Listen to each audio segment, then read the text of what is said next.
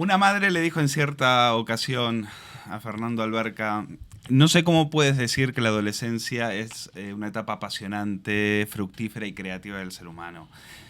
Yo la odio. Y creo que en ese momento Fernando Alberca se puso manos a la obra para escribir este libro, Adolescentes, Manual de Instrucciones, del cual vamos a hablar un ratillo. Y si usted está desesperado y tiene un hijo adolescente y no sabe qué hacer, pues quédese unos minutos con nosotros, que Fernando le va a dar un par de consejos. Fernando, bienvenido. ¿Qué tal? Muchas gracias y buenas a todos. Bueno, en un libro anterior comentabas Todos los niños pueden ser Einstein, comentabas que ponías el acento en la motivación. Uh-huh. Y yo creo que en este libro también, ¿no? De hecho, una de tus frases, de tus lemas, es que todo es cuestión de unir motivación y método, ¿no? Uh-huh. ¿Cómo se aplica eso a los adolescentes? Bueno, el ser humano necesita motivación, ¿no? Los adolescentes necesitan, de una forma muy especial, que confiemos en ellos, pero que le enseñemos de verdad los valores que ya tienen, que no es que pueden llegar a ser capaces, sino que ya lo son, porque han sido capaces de hacer cosas grandes, aunque ellos duden de esas, porque son faltos en seguridad, porque tienen falta de acierto, porque no están muy seguros, que eso es propio de la adolescencia. Pero es el momento fantástico para rematar la motivación, ¿no? Si era importante en los niños, en los adolescentes es clave, es la gran oportunidad, una gran etapa, ¿no? También es un momento fantástico para corregir cosas de la infancia y completar lo inacabado, ¿no? Claro, a veces yo creo que nos equivocamos mucho los padres cuando creemos que la adolescencia es algo que hay que sufrir, ¿no? Esa etapa en la que hay que esperar, ¿no? Hay que poner cara de que se le quiere mucho al niño, pero no hacer nada, porque solo podemos esperar y que pase la tormenta. Pero es una etapa demasiado larga para ser tormenta. Es decir, es una etapa que empieza a los 9-10 años, que acaba a los 35. Es demasiada vida. ¿A los 35? Bueno, hay mucha gente que está casada con adolescentes, ¿no? Si no se lo digan. Yo siempre que digo esto a conferencias hay muchas mujeres que me dicen que sí, con la cabeza. Con lo cual, la adolescencia hay síntomas de adolescentes claramente a los 35, alguno más allá, ¿no? Es decir, es una etapa muy larga en el ser humano. No podemos simplemente esperar que pase, ¿no? No es una etapa de transición entre el niño y el adolescente, sino que tiene su propia identidad que hay que aprovechar, ¿no? Pero tú pones énfasis en el libro y dices, no pones tanto énfasis en que es una etapa, sino que es la vida la que va cambiando. El ser humano, uh-huh, el individuo sigue siendo el mismo. El mismo niño, que nos parecía tan guapetón, tan bueno, tan amable, tan cariñoso, que nos besaba, etc. Ese niño está exactamente dentro de lo que podemos ver, pero que ese niño que tiende a ser adulto necesita ocultar un poco esa dependencia que tenía, dar sentido a su propia existencia, es decir, explicar que es una persona diferente a sus padres, ¿no? Y por eso disimula mucho ese niño que tenía, ¿no? Porque es el niño que le recuerda la dependencia.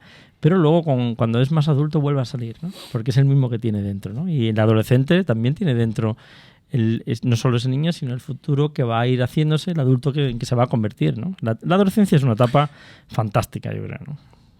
Bueno, no para muchos padres que nos deben estar viendo en este momento, porque dicen que hasta ni siquiera reconocen a su hijo, ¿no? Y una de las, uh-huh, cosas una de las frases que suelen repetir es me lo han cambiado, no es el mismo, o no tienes remedio, frase que tú en el libro recomiendas, uh-huh, evitar, ¿no? Sí, bueno, porque el niño disimula bien. O sea, el niño tiene que demostrar que es diferente a cuando era pequeño. El adolescente tiene que demostrar que ya no es niño, ¿no? Y la forma torpe que tiene es enfrentándose al padre, porque sabe que está muy seguro del cariño de los padres. O sea, sabe que su madre le quiere mucho, por eso suele enfrentarse más a la madre que al padre.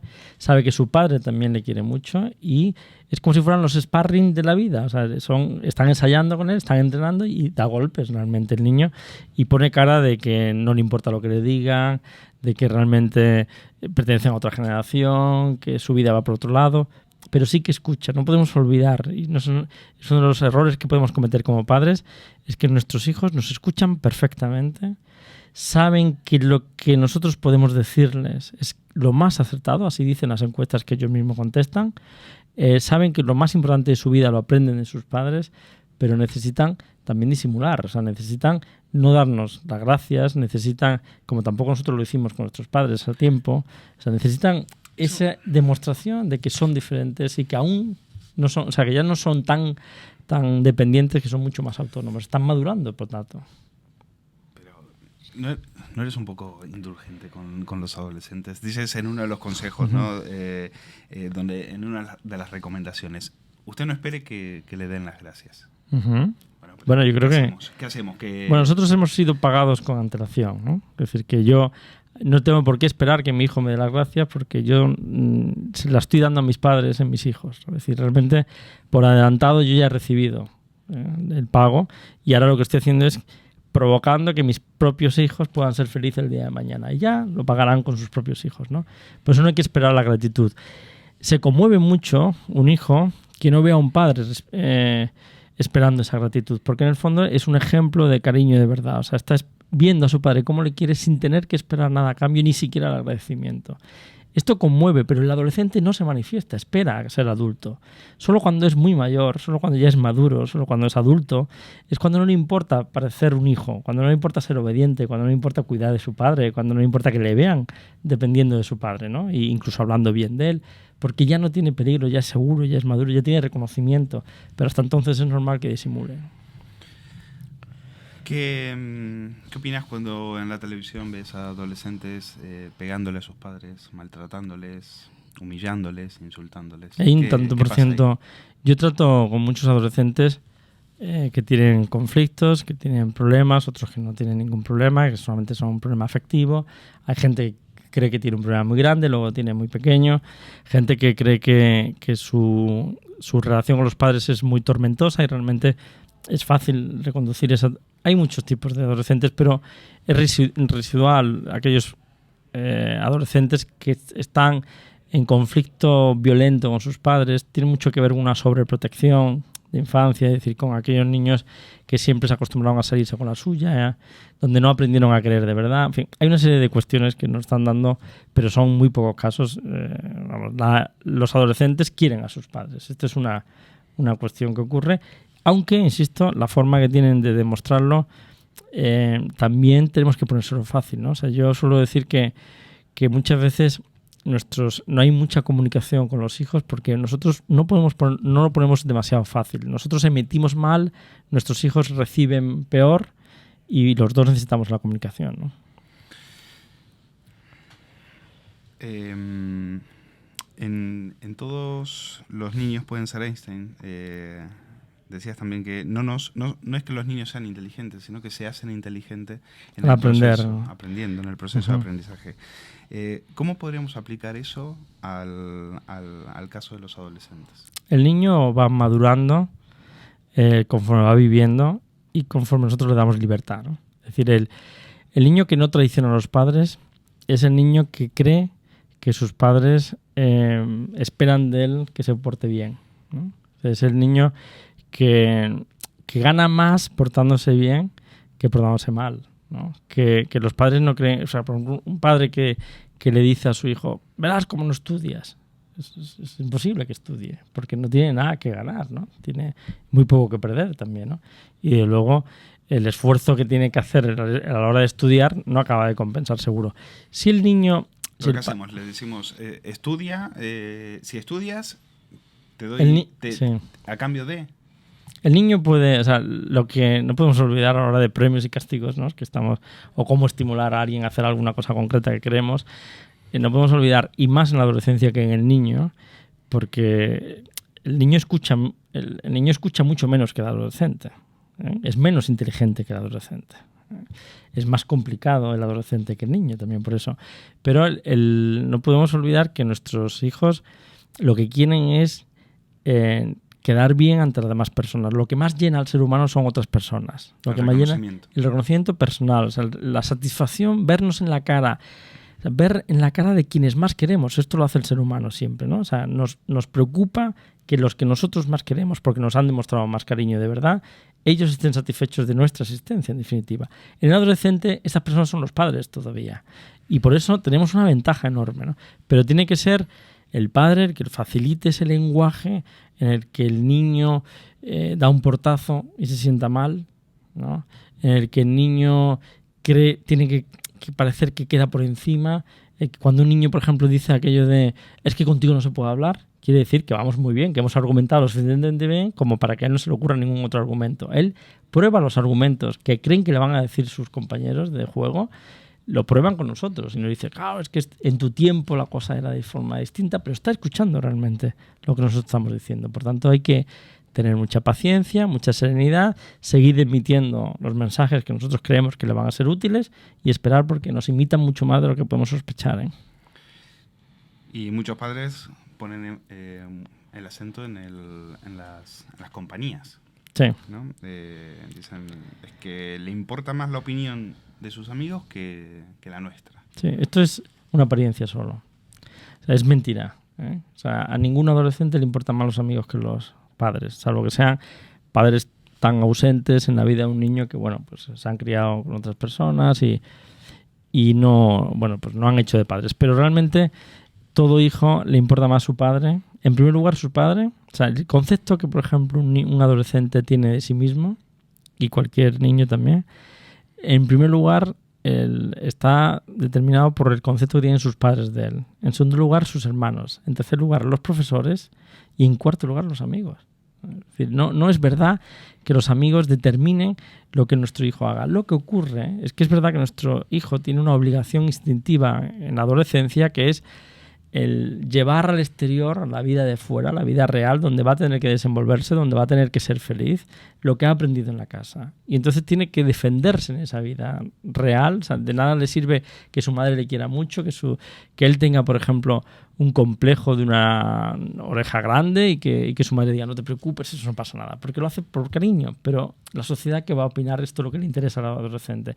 Y por eso es normal que haga cosas tan extrañas, a incluso sus propios principios, extraños a lo que él mismo piensa, a lo que desea y a lo que le gusta, que haga cosas tan extrañas con tal de pertenecer a un grupo, con tal de que ser aceptado temporalmente. Nosotros, si seguimos con paciencia, con cariño, él volverá después de haber comprobado que allí no acaba de encontrar la felicidad. Basta, por eso yo siempre recomiendo, cuando una amistad no nos gusta de un hijo, basta decirle, no sé por qué, pero este amigo tuyo me parece que es de los que traicionan, porque al final será traicionado. Pero no hay que decirle por qué, o sea, no hay que decirle es mala persona. Nosotros, ¿qué sabemos de ese amigo?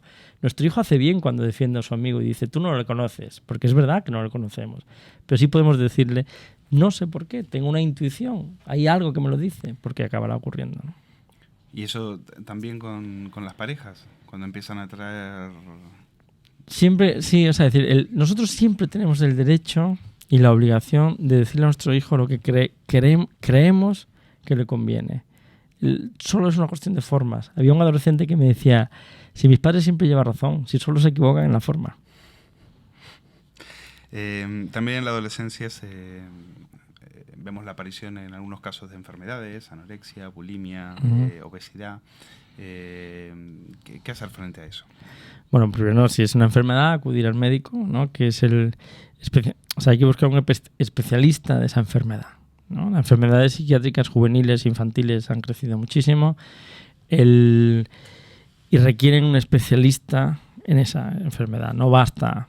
No es lo mismo psiquiatra infantil que un psiquiatra adulto. ¿Se pueden evitar esas cosas o al final o a veces? Bueno, algunas sí, algunas se pueden evitar porque algunas se alimentan con la conducta, con el aprendizaje, con la educación, otras vienen tienen una carga genética que hacen que salga, probablemente muchas veces sobresalen, se manifiestan en la adolescencia, pero tienen su origen en un componente genético, por ejemplo, pues esto hay que acudir al médico, evidentemente, para intentar paliar esa carga genética o esa tendencia que tiene un niño. Pero hay muchas de las enfermedades que acaban provocándose, algunas depresiones, algunas anorexias, acaba provocándose también por cómo vamos actuando, ¿no? Por cómo se va arrinconando el niño, cómo va perdiendo autoestima, cómo va perdiendo seguridad, cómo va creciendo a lo mejor su necesidad de venganza, su necesidad de demostrar su yo de una forma equivocada.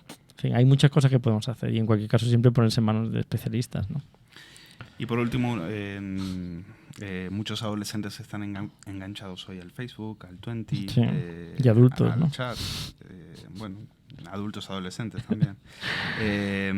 ¿Hasta qué punto, cuándo se debe encender la luz roja en casa, ¿no? Bueno, la luz roja se enciende, yo creo que cuando nace y está durante mucho tiempo se mantiene, ¿no? Pero es todos los medios que se le escapan a muchísimos padres, se nos escapan a todos probablemente, ¿no? Es decir, estos vehículos que tienen nuestros hijos para relacionarse, más o menos personalmente, ¿no? No podemos simplificar y decir, bueno, es que estos no son amistades de verdad, ¿no? Las que se pueden tener en un WhatsApp no son amistades ciertas, ¿no? Dice, bueno, si no son ciertas se parecen bastante a la realidad, porque eso es realidad. Otra cuestión es que en efecto provocan un tipo de relación muy específica en la que se pierde un poco de intimidad, en la que uno es capaz, por ejemplo, de decir ahí en ese medio cosas que luego al encontrarse con la persona no es capaz ni de mantener. Claro, esto nos hace mucho más vulnerable de lo que parece. En el ser humano el lenguaje del cuerpo es muy importante y yo creo que la mente y todo lo que pensamos lo tenemos oculto porque se sorprendería mucha gente de lo que llegamos a pensar, ¿no? Y tenemos el cuerpo que es la barrera de lo que sale y lo que no sale, ¿no? Cuando escribimos, a veces no tenemos el control de ese cuerpo, de esos gestos, ¿no? Y decimos más de lo que deberíamos o menos de lo que queremos, ¿no? Fuegos mentales, entonces, por eso es bueno que al fin y al cabo eduquemos a nuestros hijos a utilizar los medios, porque al fin y al cabo alguien que está utilizando mal ese medio, alguien que se está poniendo demasiado en evidencia o que se está haciendo demasiado vulnerable en ese medio, es porque no ha aprendido a controlar emocionalmente algunas cuestiones, porque realmente no sabe aprovechar esta cuestión. Pero desde luego puede convertirse en un gran beneficio también, ¿no? O sea, que los medios de relaciones multimedia son unos medios fantásticos también, siempre que eduquemos a nuestro hijo en seguridad, en confianza, en autoestima, ¿no? Pues al final el mensaje es ese, es que si algún padre cree que ese hijo bonito que tenía, que era un niño y que era bueno y que no traía problemas, desapareció, no es así. Ese hijo volverá. Sí. En algún momento volverá. Volverá mejorado, ¿eh? O sea, nada en educación cae en saco roto. Acaba mejor de lo que uno suele esperar en el camino y no debemos temer, no debemos ser padres temerosos, que de tanto temer se nos olvida edificar, darle seguridad, que muchas veces es lo que le salva, ¿no? Bueno, pues si lo dice Fernando Alberca, que tiene 8 hijos, pues le vamos a creer. Muchas gracias, Fernando, por venir. Muchísimas gracias a todos, ha sido un placer, como siempre. Gracias.